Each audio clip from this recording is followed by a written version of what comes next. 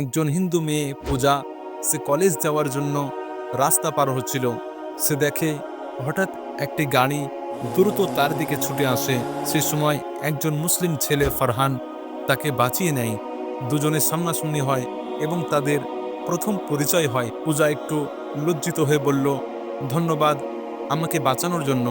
ফারহান একটু মুচকি হাসি দিয়ে বলল, সাবধানে থাকবেন।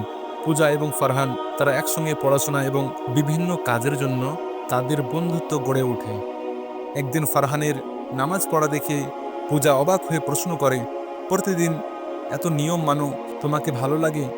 ফারহান বলল, এটা শুধু নিয়ম নয়, আল্লাহর প্রতি ভালোবাসা, এবং এটাই আমার শান্তি।